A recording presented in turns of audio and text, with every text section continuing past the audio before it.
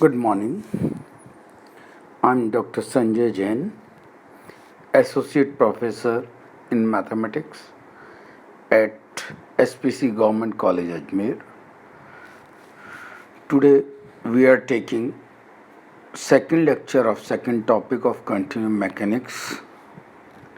In earlier lecture we are studied what is continuum approach, what is fundamental properties and discuss some fundamental definitions. Today, as the topic is continuum mechanics, and we know for mechanics, whenever we studied mechanics, we need the important part on which mechanics is based is nothing but only forces, acceleration, forces, which are more important for mechanics. So, for continuum mechanics, which type of forces we have started here to study in this lecture.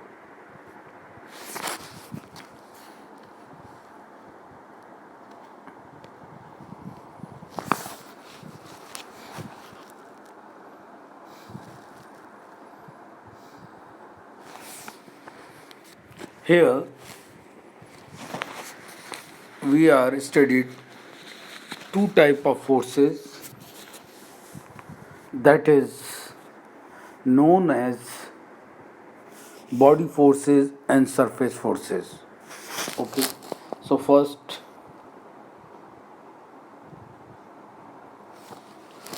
what is the meaning and how to define this? Forces acting on a body of a continuous medium may be divided into two groups. That is very important, these two groups. What are they? These are those that act across a surface, internal or external. Surface may internal or external. So those that act across a surface owing to direct contact with another body. That is very important word here, direct contact, because the two groups are differentiated by direct contact or not direct contact. Okay, so here first, in first group we are taking a force that act across a surface, internal or external, owing to direct contact with another body. And the second one is those that act at a distance and not as a result of direct contact. So we are trying to study here two type of forces which are from direct contact and not from direct contact. Okay, body forces are forces that act on all particle in a body. Body forces are forces that act on all particle in a body as a result of some external body or effect not due to direct contact. So body forces are the forces which are not due to direct contact. That are the forces due to another external body. Okay, an example of this is the gravitational force exerted on one body and which is due to another body. This type of forces will be defined as a force intensity to a point in the continuum on a per unit mass or per unit volume basis. Body forces are measured in two types, per unit masses or per unit volume basis.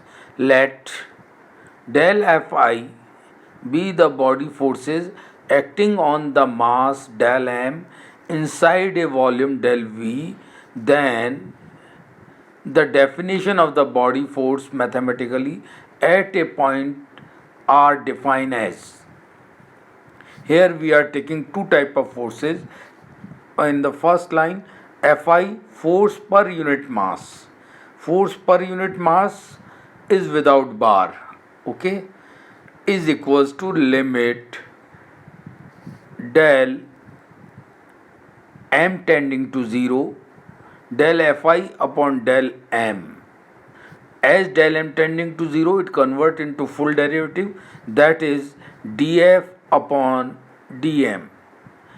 And yesterday or in our previous lecture, we have a relation between mass and density. Density is nothing but mass upon volume. So dm can be written as rho dv. So df upon dm is equals to df upon rho dv. Okay. So per unit mass is also written in terms of dv. Okay. Second one is Fi bar, force per unit volume, is limit del v tending to 0 directly del f over del v convert into full derivative due to del v tending to 0 df upon dv. Okay, by using these two equation we can get rho Fi is nothing but Fi bar. Okay, so both type measurement of both type forces, either it is per unit mass or per unit volume, can be related by rho Fi is equal to Fi bar. Okay, in the study of the basic of fluids, the body forces are usually treated as force per unit mass. Whenever we studied for fluid, and fluid included, as per previous lecture, our force fluid included liquid and gases. So whenever we talk liquid and gases, the force can measure, body force can measure per unit mass. This is especially convention for the study of the mechanics of gases, where both the density of the medium and the body forces are functions of position and time.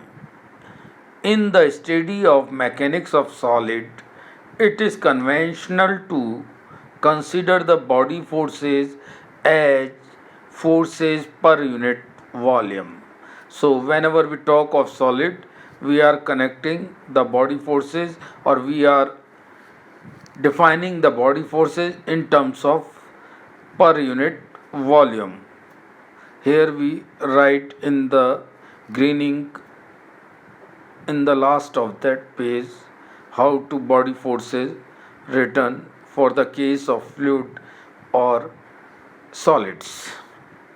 Okay, so this is all about for the body forces. Okay, now the second term that is very important, surface forces. Surface forces and mechanics, continuum mechanics, we also generate a new term that is called stress vector, and the component of stress vector convert into stress tensor. So this is again very important part. And what is surface forces? Surface forces are contact forces, directly contact forces. In continuum mechanics, this type of forces is usually introduced as a force per unit area. That is different thing from body forces. In body forces, we have force per unit mass, per unit volume, but in case of surface force, we are using the unit is force per unit area at a point in the medium. Let us consider a planar surface area, that is del S, oriented by the unit normal vector a n I, and containing the point P, let del Fi be the total force that the material on the minus Ni side, because it is exerts on the material on the minus Ni side across the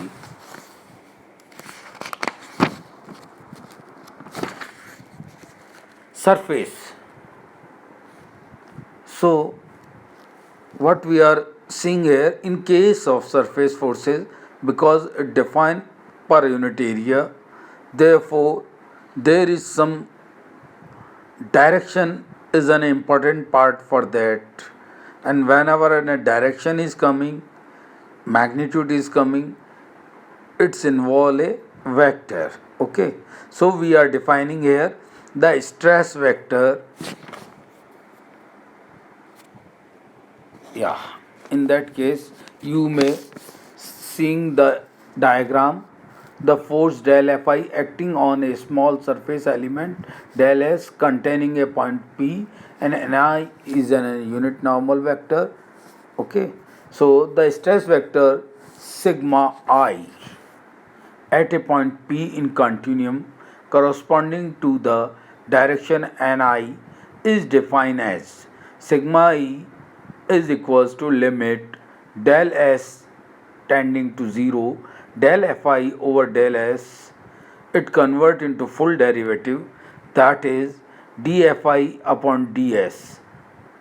Here one term I have used is total forces. What is total forces? Forces exert on the side minus Ni and Ni. So this is Ni is in a unit normal direction. So sigma is nothing but limit del S tending to 0 del F over del S convert into full derivative dFi over ds.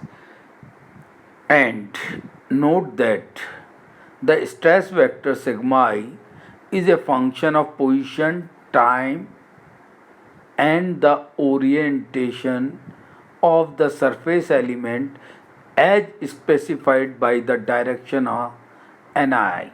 This is the main difference. In body forces you are taking function of position and time, but in case of surface forces it is a function of position, time, and the orientation of the surface element as specified by the direction of Ni. And the sense of Ni, every stress vector can be resolved into two component. Yeah, stress vector resolved in the two component, one in the direction of Ni, that is unit normal vector, and one laying in the surface element. Okay, so one in the direction of Ni, one in the direction of surface element. They are called the normal and shearing component of the stress vector respectively. Means those who are in the direction of Ni is called normal stress tensor, but which is according to the surface element is called shearing stress vector or tensor.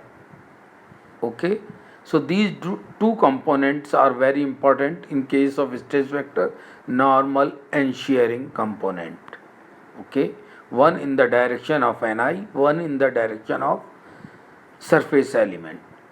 In addition to the surface forces, the material on the plus Ni side may exert a surface moment per unit area. That is very important. What is this? A material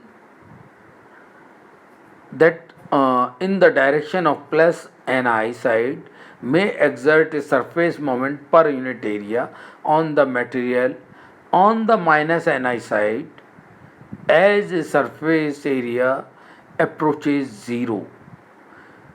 This the effect of such surface moment are assumed negligible and will not be considered.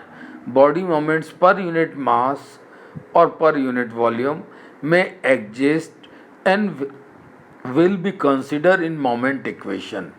As an example, that may be due to magnetic field or magnetic dipole. So these are two type of forces. One is body forces, another is surface forces, and from surface forces we generated stress vector and the component of stress vector defining normal and shearing components of vector, or we say tensor. So in the next lecture we are taking component of stress and shear tensor. Okay, so you revise these two such type of forces, body and surface forces, today, and understand it, because all mechanics, all continuum mechanics uh, ahead is based on these. Okay, thank you.